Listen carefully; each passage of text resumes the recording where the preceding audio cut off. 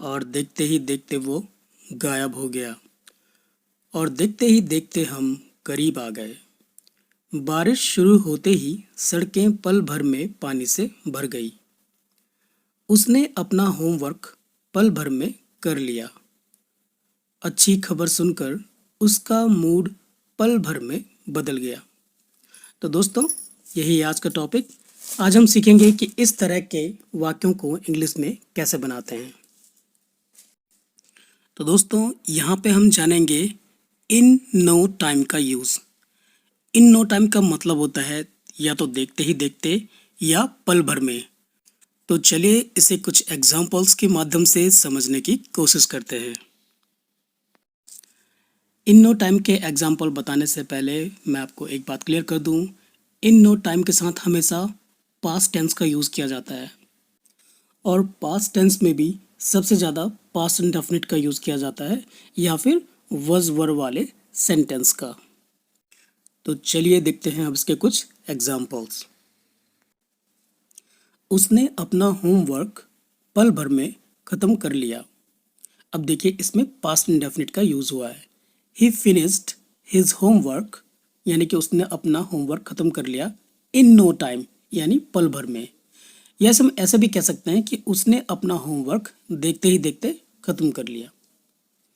बारिश शुरू होते ही सड़कें पल भर में पानी से भर गई।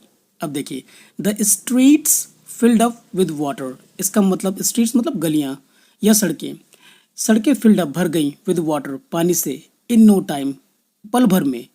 एज द रेन स्टार्टेड, जैसे ही बारिश शुरू हुई या बारिश शुरू होते ही।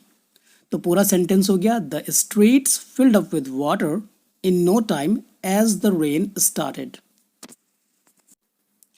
अच्छी खबर सुनकर उसका मूड पल भर में बदल गया। His mood changed in no time, यानी कि उसका मूड बदल गया पल भर में। After hearing the good news, अच्छी खबर सुनने के बाद। तो इसे पूरा तरीके से ऐसे बोलेंगे, his mood changed in no time after hearing the good news. After hearing the good news का मतलब अच्छी खबर सुनने के बाद। कुशल रसोइया ने खाना पल भर में तैयार कर दिया। कुशल रसोइया, रसोइया मतलब chef. The skilled chef prepared the meal in no time. अब देखिए, जो स्किल्ड रसोइया होगा, जो परफेक्ट होगा, तो वो तो खाना पल भर में तैयार कर देगा। तो यही बोलना चाह रहा है वो, the skilled chef prepared the meal in no time, यानी कुशल रसोइया ने खाना पल भर में तैयार कर दिया। और देखते ही देखते परीक्षाएं नज़दीक आ गई। And the exams were around the corner in no time. यहाँ पे इन नो टाइम का मतलब है देखते ही देखते। अब यहाँ पे एक फ्रेज यूज हुआ, around the corner. Around the corner का मतलब होता है नज़दीक या फिर पास में या नज़दीक में।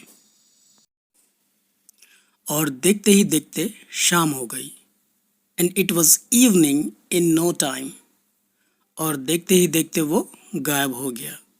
And he disappeared in no time. और देखते ही देखते हम करीब आ गए। And we got closer in no time. तो उम्मीद करता हूँ दोस्तों, आपको ये वीडियो पसंद आया होगा। वीडियो पसंद आया तो वीडियो को लाइक कीजिए, चैनल को सब्सक्राइब कीजिए और वीडियो को दोस्तों में शेयर कीजिए। Thanks for watching.